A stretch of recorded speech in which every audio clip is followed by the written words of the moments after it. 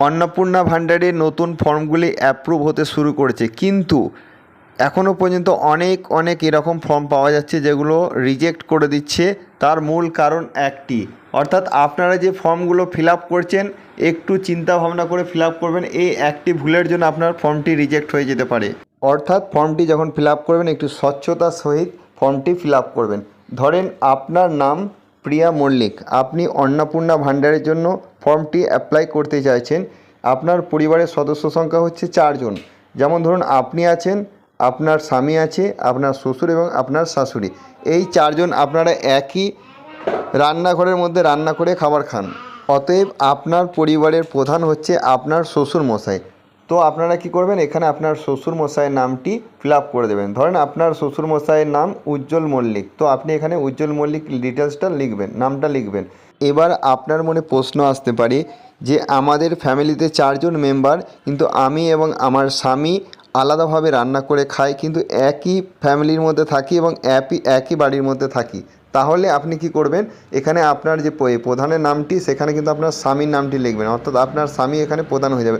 অর্থাৎ পরিষ্কার কথা, আপনারা যদি আলাদাভাবে ঘরটি যদি একই হয়, রান্নাঘর যদি আলাদা হয়, একই রান্নাঘরের মধ্যে যতজন খাচ্ছেন সেই ততজন হচ্ছে আপনার পরিবারের মেম্বার, অর্থাৎ তাদের মধ্যে যে হেড হবে তার নামটি এখানে আপনি লিখবেন।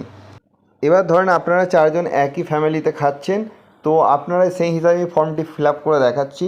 পরিবারের প্রধানের নাম, এখানে আপনার শ্বশুরের নামটি লিখবেন। ধরেন আপনার শ্বশুরের নাম উজ্জ্বল মল্লিক, তো উজ্জ্বল মল্লিকটা এখানে আমি ফিল আপ করে দিলাম। জন্ম তারিখ, আপনার শ্বশুরের যে জন্ম তারিখ সেটি এখানে দেবেন। পরিবারের প্রধানের লিঙ্গ পুরুষ না মহিলা এটা এখানে ফিল আপ করে দেবেন, টিক করে দেবেন।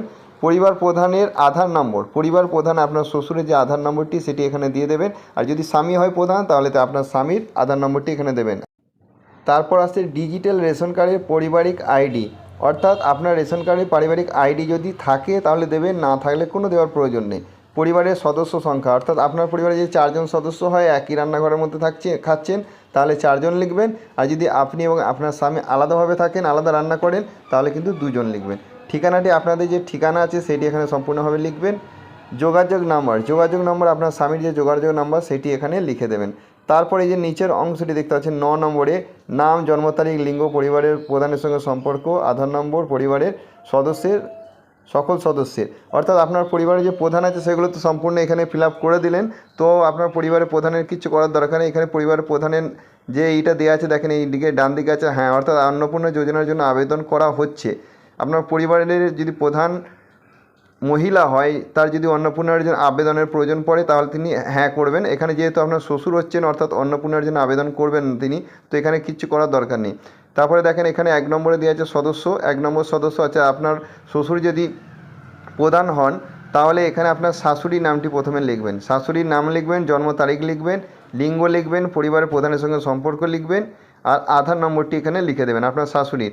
আর অন্নপূর্ণার জন্য তিনি অ্যাপ্লাই করছেন, যদি বয়সটি যদি ঠিক থাকে, অর্থাৎ অন্নপূর্ণা ভাণ্ডার যে বয়সটি দেওয়া আছে, তাহলে আপনি এখানে হ্যাঁ করে দেবেন। তারপরে দ্বিতীয় সদস্য অর্থাৎ আপনার স্বামীর নামটি এখানে লিখবেন, ঠিক সেম এরকমভাবেই লিখবেন, জন্ম তারিখ, লিঙ্গ এবং পরিবারের প্রধানের সঙ্গে সম্পর্ক এবং আধার নম্বর। তারপরে আপনার নামটি এখানে লিখবেন। আপনার নামটি লেখার পরে এখানে সেম টু সেম এরকম করে লিখবেন, জন্ম তারিখ, লিঙ্গ এবং পরিবারের প্রধানের সঙ্গে সম্পর্ক, আধার নম্বর। তারপরে অন্নপূর্ণা ভাণ্ডারের জন্য আবেদন করা হচ্ছে, এইখানটাতে আপনি কী করবেন, হ্যাঁ জায়গায় টিক দিয়ে দেবেন, অর্থাৎ আপনি অন্নপূর্ণা ভাণ্ডারের জন্য আবেদন করছেন, এখানে হ্যাঁতে টিক দিয়ে দেবেন।